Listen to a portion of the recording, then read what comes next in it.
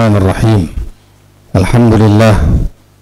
Alhamdulillahilladzi hadana li hadza wa ma kunna linahtadiya laula an hadanallah. Asyhadu an la ilaha illallah wahdahu la syarikalah wa asyhadu anna Muhammadan abduhu wa rasuluhu la nabiyya ba'dah. Allahumma salli wa sallim wa barik ala sayyidina wa maulana Muhammadin wa ala alihi wa sahbihi ajma'in, amma ba'du. Di pondok ini ada dua hal yang penting. Ada ilmu, ada pengalaman. Ilmu itu didapat di kelas,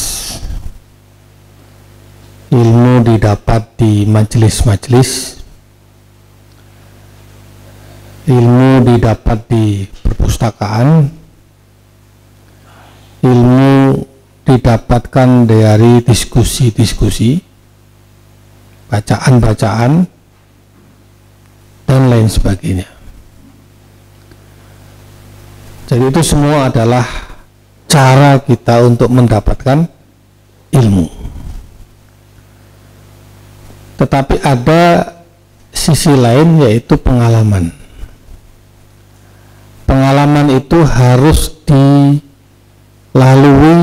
melalui sebuah proses yang harus dikerjakan.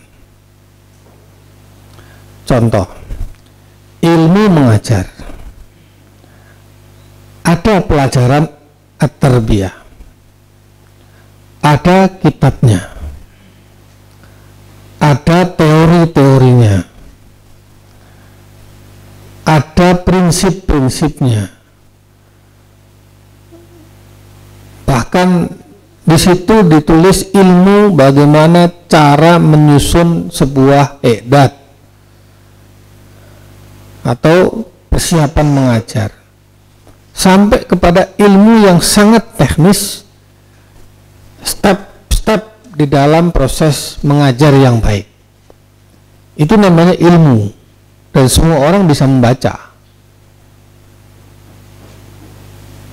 Tetapi pengalaman, nah ini, apakah semua orang punya pengalaman mengajar yang baik?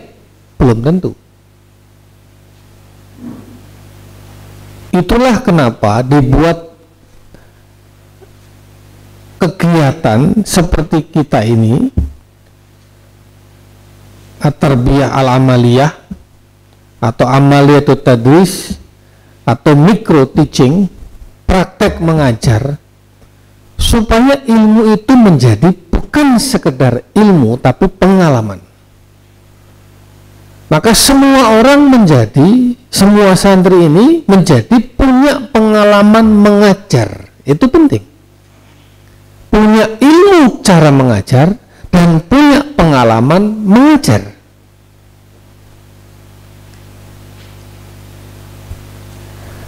Pengalaman itu pun juga banyak. Ada yang pengalaman itu kalian lalui dengan pengalaman mengajar di depan kelas, real, fakta, dan kalian melakukan itu. Tapi juga sebetulnya bagian dari pengalaman itu adalah pengalaman kalian melihat temanmu mengajar di kelas. Itu pengalaman juga. Lalu memberikan masukan, memberikan naqad, kritik, memberikan masukan-masukan. Ini keliru, yang benar seperti ini. Metode Anda keliru, yang benar seperti ini.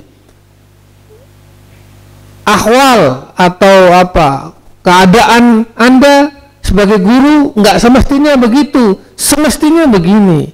Itu pengalaman. Pengalaman secara tidak langsung menjadi guru. Ketika kalian praktek mengajar, itu pengalaman secara langsung menjadi guru. Dan itu ilmu pengalaman. Inilah yang diberikan sama kalian di Pondok Modern Tazaka ini. Tidak banyak banyak pesantren yang menyelenggarakan kegiatan seperti ini, praktek mengajar.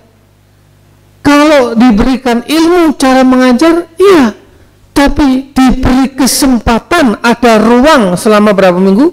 Berapa pekan? 3 pekan. 3 pekan. Diberi ruang 3 pekan tiap hari, dari pagi sampai siang, bahkan malamnya masih diskusi lagi. 3 pekan kalian diberi ruang, diberi waktu, diberi fasilitas untuk mengalami sendiri bagaimana cara mengajar yang baik dari ilmu yang kalian sudah dapatkan. Contoh lain lagi, ilmu menjadi imam sholat, ilmu menjadi khatib Jum'ah, sudah kalian pelajari. Syarat rukun menjadi khatib apa? Rukun-rukun khutbah apa saja? Kalian pelajari itu semua. Syarat rukun menjadi imam apa? Bagaimana menjadi imam yang baik? Itu ilmu. Kalian sudah pelajari itu di dalam kitab-kitab fikih. Tapi persoalannya, apakah ada ruang untuk kalian mengalami pengalaman menjadi imam dan pengalaman menjadi khatib? Maka di pondok kelas 6 diberi ruang, mimbar dan mihrab masjid itu untuk anak-anak kelas 6, di mana dia ngimami dalam sholat 5 waktu, supaya dia mengalami, punya pengalaman menjadi imam sholat, mempraktekkan ilmu imamah sholat yang kalian pelajari. Mimbar Jumat itu disediakan untuk anak-anak kelas 6 supaya kalian punya pengalaman pernah menjadi khatibul Jum'ah, mempraktekkan ilmu yang kalian sudah pelajari tentang khutbah Jum'ah. Jadi antara ilmu dan pengalaman, ilmu saja tanpa pengalaman kurang, nggak afdol. Pengalaman tanpa ilmu, ini berbahaya juga. Kamu sholat tapi tanpa ilmu, kamu jadi imam tanpa ilmu. Jangan-jangan yang sir dibaca jahar, yang jahar dibaca sir.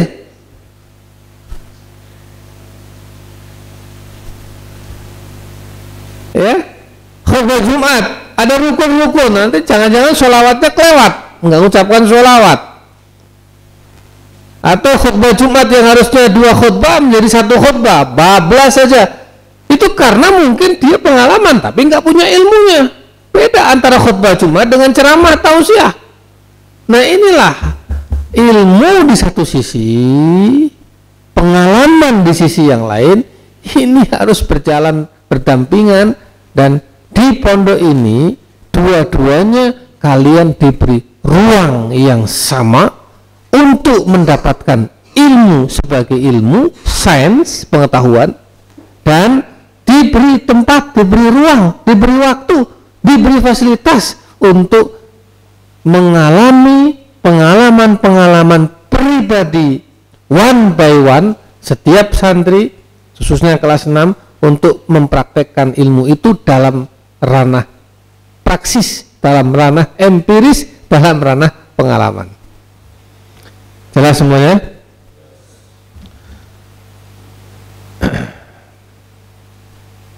Maka di pondok ini ada istilahnya ilmu kepernahan. Ini istilah kita aja. Ilmu kepernahan. Ilmu apa? Kepernahan. Itu ilmunya ilmu pernah. Aslinya itu namanya pengalaman. Ilmu pernah itu kan pengalaman.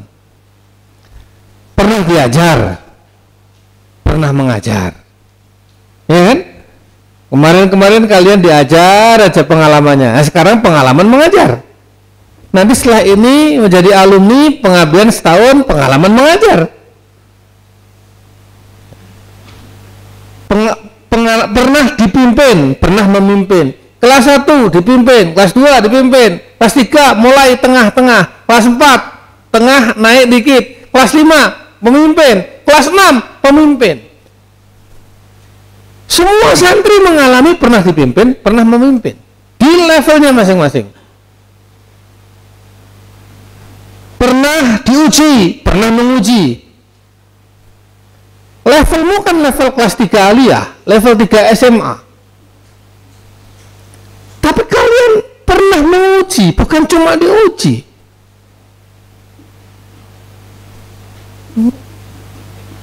Awal tahun kemarin, semester awal kan pernah nguji kan? Nah, nguji, meskipun asisten, tapi nguji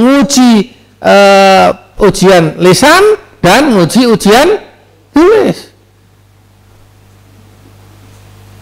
Pernah diuji, pernah menguji. Bahkan pernah menjadi panitia ujian. Semua kelas 6 terlibat menjadi panitia ujian. Ini selesai amaliyah, ujian lisan. Habis itu ujian tulis. Selesai, langsung mereka menjadi panitia ujian dan menjadi penguji. Itu pengalaman. Dan ini fasilitas pendidikan yang diberikan kepada kalian. Di sekolah-sekolah umum kan nggak ada pengalaman menguji. Siswa itu pengalamannya hanya diuji. Di sini tidak, diuji dan menguji. Pernah dibina, dibimbing, tapi juga pernah membimbing. Maka sejak kelas 5 sudah mulai diberi ruang, diberi fasilitas melalui sistem dan mekanisme yang berlaku di pondok ini. Kalian diberi ruang, diberi fasilitas untuk ikut membimbing, membina, mendidik adik-adik kelas. Mahal ini, ruang ini mahal, fasilitas ini mahal. Pengalaman pernah membina, pengalaman pernah mendidik, pengalaman pernah membimbing di usia kalian, ini mahal.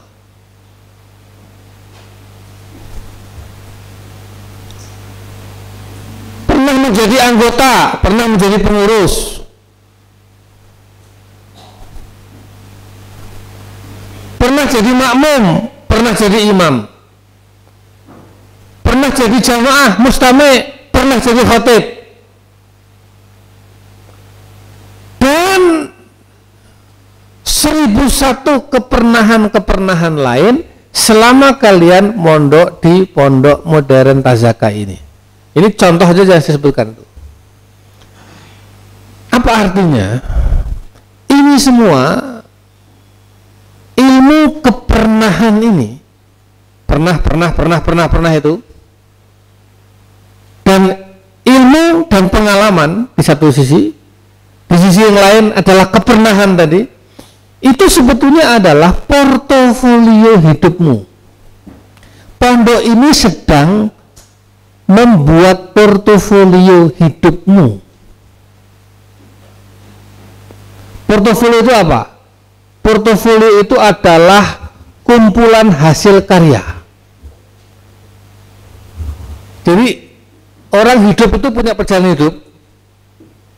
Oh, kemarin ini karyanya, ada lagi karya ini. Karya-karya itu, capaian-capaian itu dikumpulkan. Kalau ada bukti fisik, sertifikat-sertifikat itu dikumpulkan. Selama 10 tahun terakhir, saya telah mengumpulkan sertifikat sebagai pemenang dan juara lebih dari 100 sertifikat. Itu portofolio namanya. Juara anu, juara ini, juara itu, ini buktinya dikumpulkan, itu namanya portofolio. Kumpulan hasil karya atau kumpulan capaian.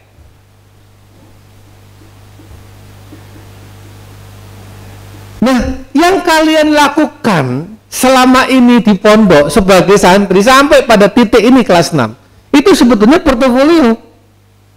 Ini kan kalau dikumpulkan dengan sertifikat, sertifikat pernah mengikuti micro teaching, ada, iya kan? Habis ini sertifikat pernah menjadi penguji ujian lisan, sertifikat pernah menjadi panitia ujian. Bagian apa? Sertifikat pernah menjadi pengawas ujian. sertifikat pernah menjadi pengurus, anggota, sekretaris, bendahara, ketua. Itu kalau diberi sertifikat dari kelas 1 sampai kelas 6, itu ratusan sertifikat ada di dalam map portofoliomu. Pernah menjadi imam sholat, mengimami ribuan santri, ribuan jamaah.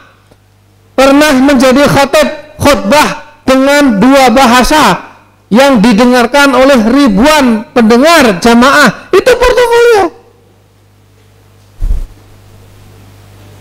Belum lagi nanti setelah alumni pernah ditempatkan mengabdi selama 1 tahun di mana misalnya Halmahera.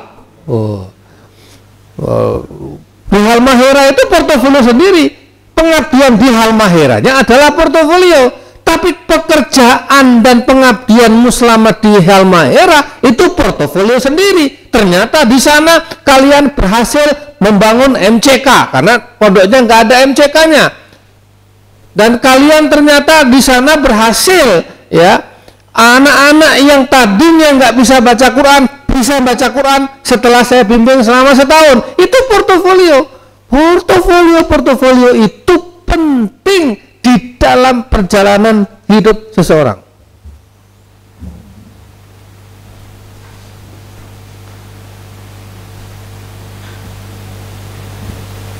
Kalau mau dipelajari lagi ada tuh.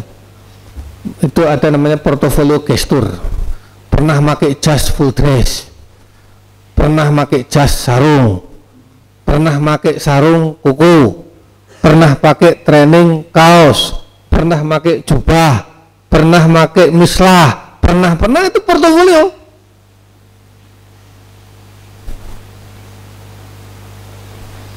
Jadi pondok ini memberi ruang dari sisi ilmu melalui pendidikan dan pengajarannya, dari sisi pengalaman, dari sisi kepernahan yang disengaja.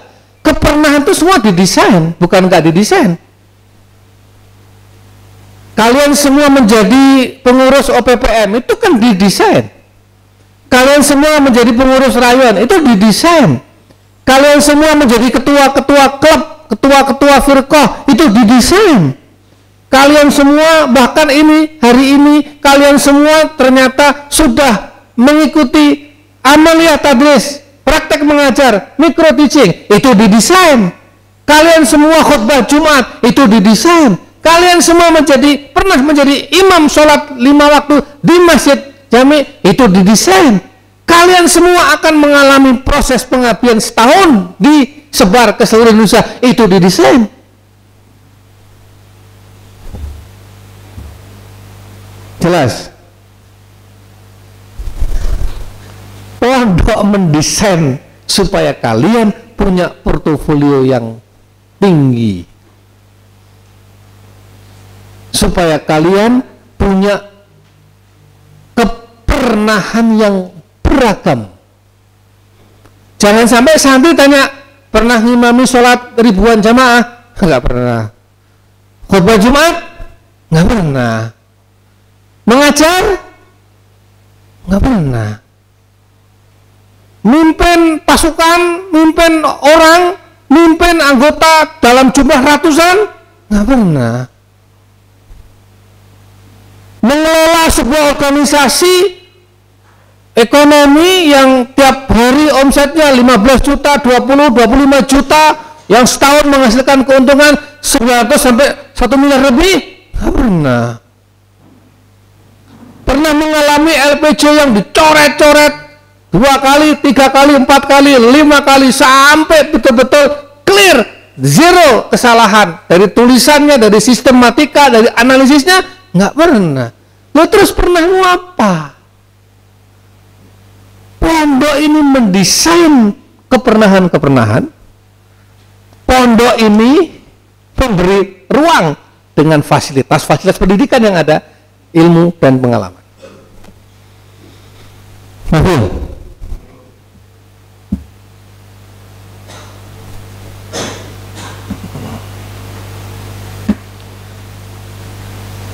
Maka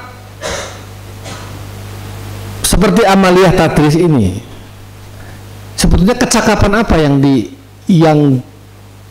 yang kalian peroleh dari amal tadris ini? Banyak. Ini bukan soal sekedar praktek mengajar. Satu, ya, kecakapan mengajar kan diuji. Lulus semua, Hakim? Lulus semua? Nah, lulus. Berarti kan kalian dinyatakan cukup cakap untuk mengajar. Ya kan? Padahal kan kelas 3 aliyah, kelas 3 SMU. Ya, tingkatan kalian. Usianya 17-18. Tapi dinyatakan cukup mengajar melalui proses ujian yang panjang dan berliku. Tahapan-tahapannya itu nggak mudah.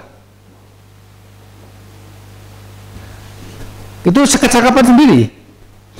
Kecakapan menyampaikan materi yang padat dalam waktu yang singkat, itu juga nggak mudah. Orang itu semakin tinggi ilmunya, sebetulnya semakin qalla wa dalla. Ya kayak tadi malam debat capres, 2 menit bisa nggak nyampaikan gagasan besar dalam 2 menit? Bisa nggak menjawab, merespon orang dalam 1 menit? Bagaimana mengemas diksi, mengemas narasi, kontennya masuk, narasinya masuk, diksinya pas, to the point, tek, itu kecakapan. Di amaliyah tadris ini dididik untuk seperti itu kalian itu.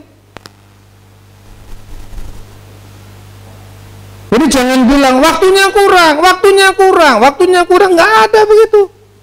Saya nggak punya waktu menjelaskan di sini. Terus gimana? Kan kamu tahu waktunya cuma 2 menit. Kamu tahu waktunya cuma 1 menit. Kamu tahu waktunya cuma 40 menit. Kecuali kamu masuk ke sebuah forum, ke sebuah lorong yang kamu nggak dikasih tahu apa-apa. Saya nggak tahu kalau cuma 2 menit. Saya nggak tahu kalau cuma 40 menit. Saya kira 2 jam Ini nggak bisa.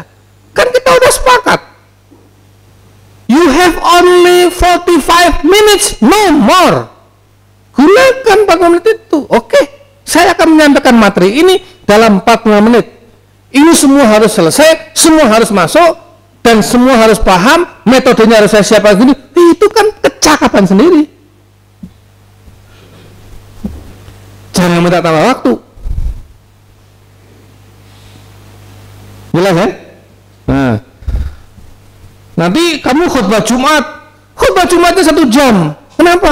Ya nggak cukup. Ini kan banyak yang mau saya sampaikan. Nah, nggak bisa. Tinggal orang kamu khutbah Jumat 1 jam. Nanti aku kau lihat zamannya udah nggak ada. Kenapa? Anak mendingan sholat Jumat di sana udah selesai.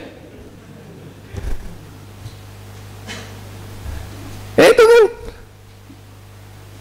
Ya. Khutbah Jumat itu maksimal 15 menit itu, no more. 15 minutes only, Pak Ferry. Ya maksimal 20 menit itu udah terlalu panjang. 15 menit itu maksimal itu. Saya khutbah di Istiqlal itu kan 15 sampai 17 menit. Di Istiqlal 17 menit saya enggak lebih dari itu. Ya memang harus dipadatkan. Ya. Kecakapan verbal, nah ini penting. Apalagi kecakapan verbal dalam bahasa asing. Nah, ini double ini kerumitannya. Kecakapan verbal dalam bahasa Indonesia saja itu sudah butuh kecakapan. Milih diksi, milih kalimat, intonasi, tones-nya, ya, gesturnya. Itu kan kecakapan.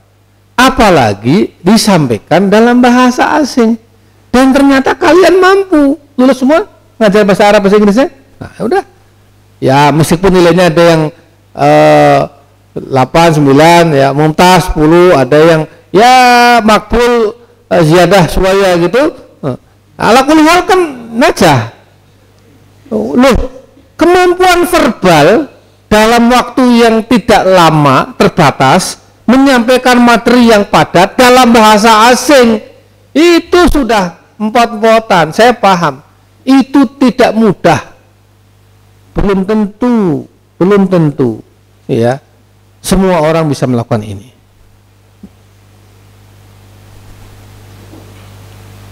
Itu kemampuan sendiri, kecakapan verbal itu dalam amaliyah itu. Ada lagi kecakapan apa lagi? Kecakapan manajemen waktu, ya tadi. Kecakapan logika, nalar.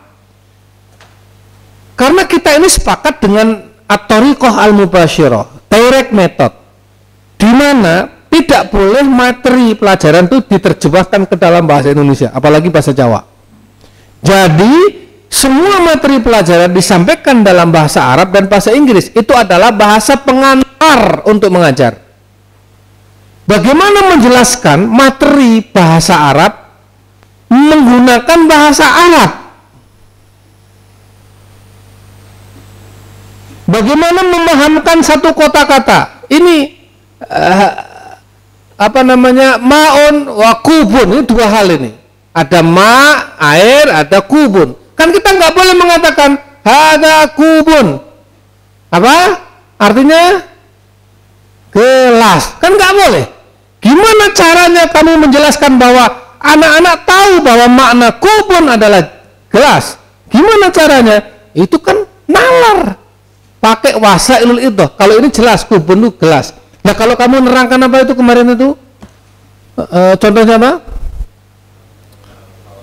Halawatul kasbi, halawiyah, terus apa namanya? Oh, al-a'mal, profesi ya.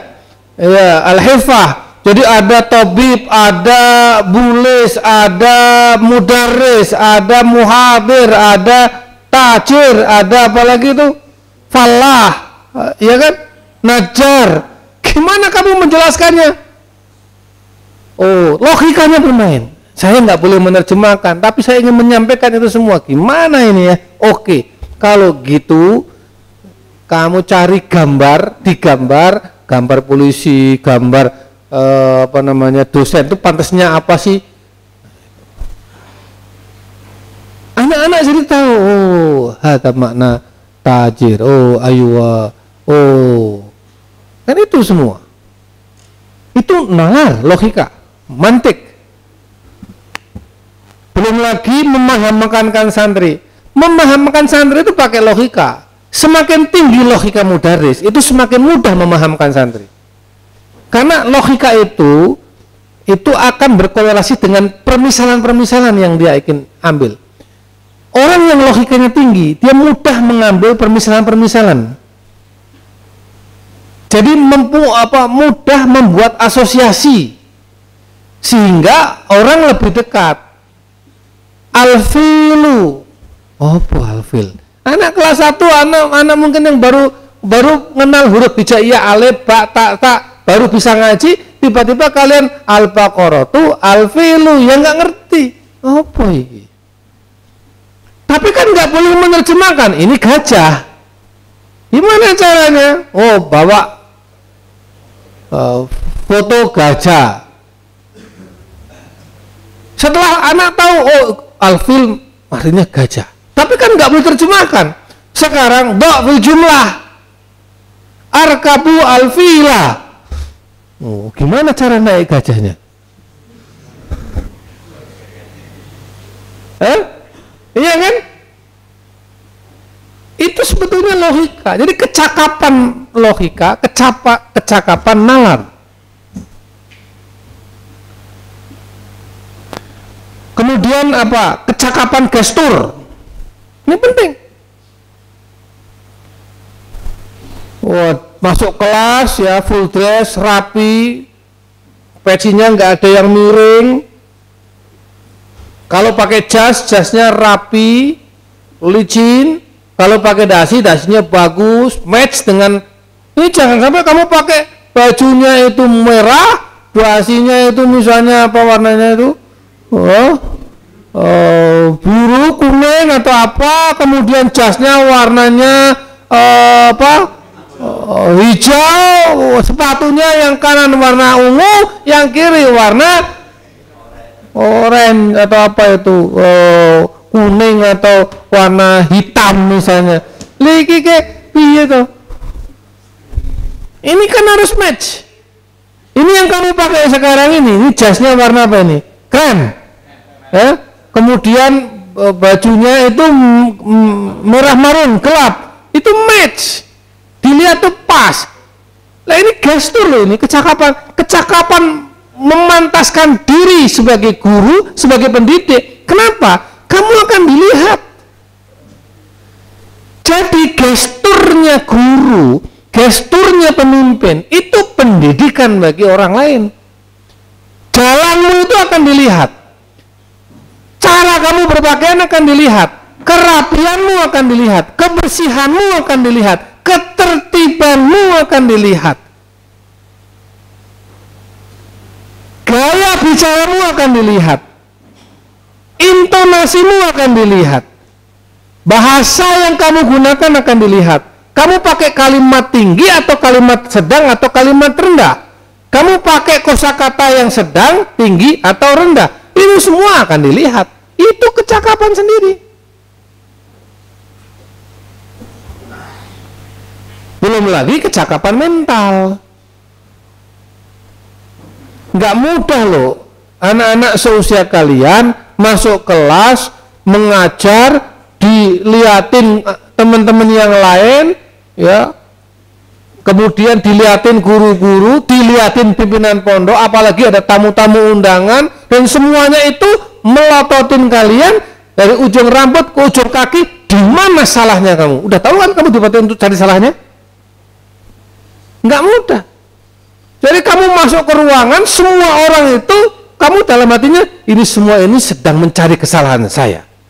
Kan berarti saya buktikan bahwa kamu semua tidak akan bisa menulis satupun kesalahan saya, kan gitu. Ternyata banyak kesalahannya.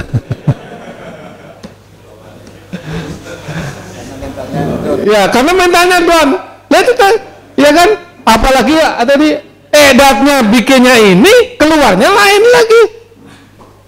Akhirnya diulang, ya udah. Oh, pengalaman. Kemarin saya tuh keliru. Waduh, saya tuh buyar saya tuh. Oke, saya mau persiapan. Begini, itu pendidikan. Pada akhirnya lulus, itu kecakapan. Ya? Nah. Ya, dulu di kantor zaman kita itu ada yang pingsan juga itu. Masuk, saya punya ya konsul juga orang Pekalongan, malah saya. Itu 3 kali itu ikut amalia. Masuk, assalamualaikum warahmatullahi wabarakatuh. Itu pingsan.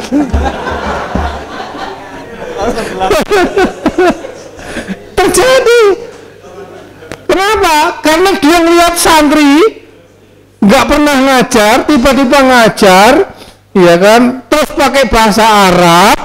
Terus ini teman-temannya sudah ngelilingi dia semua. Ada guru, ada mudir KMI dengan segini semua. Wah, itu langsung gelap dunia itu, peteng. Bangun-bangun di klinik itu. Zaman saya ada, saya ingat tapi nggak saya sebutkan namanya. Nah itu, nggak apa-apa ya. Pertama kali ujian mental gagal, kedua lumayan, ketiga rupanya dia pengalaman. Nah begitu ketiga mungkin saya nggak boleh memandang orang itu. Akhirnya dia itu mandangnya ke atas terus. Jadi kita ini karena nggak berani menatap orang-orang itu, gitu. Takut pingsan lagi. Ya, itu. Ya Allah. Semua kecakapan-kecakapan tadi, kecakapan mental, kecakapan logika, kecakapan verbal, kecakapan gestur, kecakapan memanage waktu, kecakapan menyampaikan gagasan, ide, ya dengan tepat, pilihan metode, diksi, narasi dan lain sebagainya tadi itu, itulah sebetulnya kecakapan yang dibutuhkan oleh seorang pemimpin. Jadi amaliyah tadris ini sesungguhnya bukan sekedar praktek mengajar. Bukan sekedar itu. Ya, dia adalah ujian praktek mengajar. Tapi hakikatnya lebih luas daripada itu. Ini adalah ujian kompetensi kepemimpinan.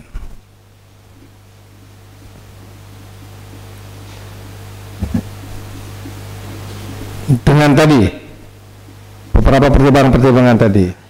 Oleh karena itu anak-anakku, ya, bersyukur kalian sudah sampai pada titik ini, sampai pada batas ini, ya, dengan lulus semua dari satu tahap ujian praktek mengajar ini berarti kalian harus bersyukur karena tadi prosesnya panjang, ya, variabelnya banyak sekali dan itu tidak mudah dilalui oleh anak-anak usia-usia kalian, tapi kalian bisa melewatinya dengan baik. Ini satu prestasi dan itu portofolio dalam hidup kalian. Anak-anakku yang kucintai, satu lagi, pemimpin hebat itu salah satu cirinya adalah able to work under pressure. Itu kalian sudah hafal semua kan? Able to work under pressure. Mampu bekerja di bawah tekanan. Jadi pemimpin yang hebat itu adalah pemimpin yang mampu bekerja di bawah tekanan. Nahkoda yang hebat itu adalah nahkoda yang mampu membawa kapal, mengendalikan kapal di tengah badai di lautan yang luas. Bukan nahkoda yang mengendalikan kapal di pinggiran laut dan di air yang tenang. Supir yang baik itu kan supir yang bisa antar kota, antar provinsi dengan segala medan. Ya, bisa nyopir, bisa. Dari mana? Ya lumayan dari Tasko ke sini, ya. Itu namanya bukan supir yang baik, nggak teruji. Tapi supir yang baik itu supir yang dia masuk tol, keluar tol, ya, masuk gang sempit, berhimpitan dengan supir bis, supir truk dan aneka ragam itu.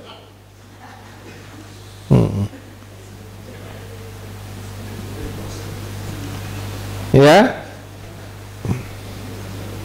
Jadi able to work under pressure. Ada dua jenis tekanan. Ada tekanan secara internal dan ada tekanan secara eksternal. Secara internal itu apa? Target dan cita-cita. Itu misalnya tekanan internal. Jadi pemimpin itu ditekan oleh targetnya. Dalam 5 tahun ini kita harus begini, harus selesai, harus begini, ini harus begini. Kita akan menunjukkan masalah ini. Itu kan tekanan. Tiap hari kita ditekan oleh internal diri kita sendiri dengan target-target kita. Keharusan menghasilkan hasil yang baik, itu tekanan. Saya kalau enggak berprestasi, Masya Allah, saya gagal, saya harus berprestasi, itu tekanan. Pak Bisri, saya ini di bawah tekanan sekarang, ya, karena menyelesaikan disertasi itu enggak mudah. 3 semester, 4 semester, jangan sampai lebih dari 4 semester kalau gitu. Apa namanya? 8 semester, 4 tahun. Ya, kalaupun lebih dikit. Tapi harus menghasilkan kualitas disertasi yang seperti ini, papernya yang bereputasi seperti ini, kemudian penelitiannya seperti ini, tekanan itu. Malulah kalau kita ini penelitiannya hanya sekedar ecek-ecek saja. Malulah kalau kita ini jurnalnya juga jurnal pokoknya pinggiran gitu lah. Itu kan tekanan. Ditekan oleh apa? Ditekan oleh target, ditekan oleh keinginan untuk memberikan hasil yang terbaik. Itu tekanan internal. Kalian juga saya kira punya tekanan internal itu banyak ya, tuntutan-tuntutan dan sebagainya itu. Kemudian termasuk banyaknya kegiatan, tapi waktunya sempit.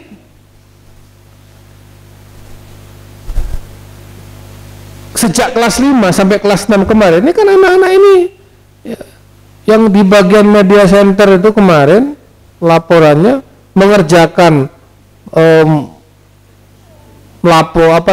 berita-berita di Tazaka TV, di website Tazaka segala macam itu, dan memusrifi mading-mading itu Tazaka Post dan lain sebagainya itu di tengah-tengah kalian pagi masuk kelas, kemudian sore mengajar pelajaran sore, ya, di tengah-tengah kalian harus tajadud imamah, tajadud khitobah, di tengah-tengah kalian itu harus muajah dengan musyrif dan wali kelas, di tengah-tengah kalian setoran hafalan Al-Quran, kalian mengerjakan pekerjaan di KPPM. Itu tidak mudah. Itu tekanan sebenarnya. Itu under pressure.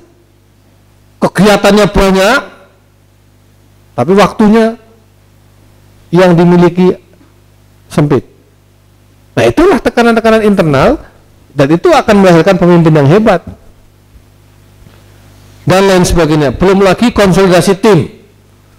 Dituntut bagaimana bisa mengkonsolidasikan tim,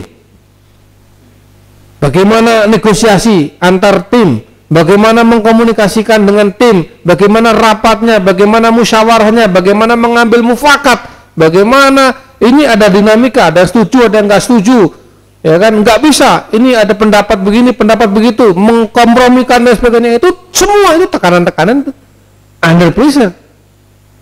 Tapi able atau enggak kalian ini? Belum lagi tekanan-tekanan yang sifatnya eksternal, kritik dari luar. Sudah bekerja maksimal, ternyata ada orang yang mengkritik. Ah, ini belum maksimal. Padahal menurutmu udah maksimal. Itu biasa aja. Berarti kan harus ditingkatkan lagi supaya lebih maksimal. Kalau ada orang, kalau kamu sudah bekerja dan kamu mencapai titik 10, ada orang mengkritik, capaianmu belum 10, capaianmu baru 5, maka jangan berkecil hati. Kalau gitu kerjakan lagi supaya dari 10 ini ke 15, melampaui kritiknya dia. Itu able to work under pressure.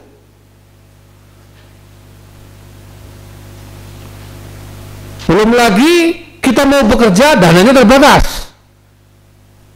Mau bekerja, mau melakukan sesuatu, tapi anggarannya nggak turun, belum turun. Bagaimana? Tapi harus itu gini. Itu tekanan eksternal. Able to work under pressure. Itu biasa. Dan semakin banyak pressure, tetapi pada saat yang sama able, itu akan semakin hebat kualitas kepemimpinanmu. Dan pondok memberikan ruang kepada kalian. Semua ini diberikan ruangan untuk kalian belajar, untuk kalian mengalami pengalaman, masing-masing mengalami pengalaman itu semua, ya. Dan itu menjadi portofolio kalian di masa-masa yang akan datang. Jadi mabruk ala kulli hal dengan adanya amaliyah ini, ya. Ini bukan sekedar amaliyah, sekedar hanya soal praktek mengajar, tapi ini sebetulnya lebih dari sekedar itu. Ini adalah bagian dari cara pondok mendidik kalian, menyiapkan kalian menjadi pemimpin-pemimpin masa depan yang cakap, menyampaikan gagasan, mengolah narasi, menggunakan logika yang tepat, nalar yang tinggi, pilihan diksi yang bagus, manajemen waktu, gestur, able to work under pressure, dan lain sebagainya. Itu sebetulnya yang sedang ditanamkan oleh pondok ini untuk kalian semua menjadi pribadi-pribadi yang kuat dan hebat. Aku qouli hadza, mabruk ala kulli hal. Assalamualaikum warahmatullahi wabarakatuh.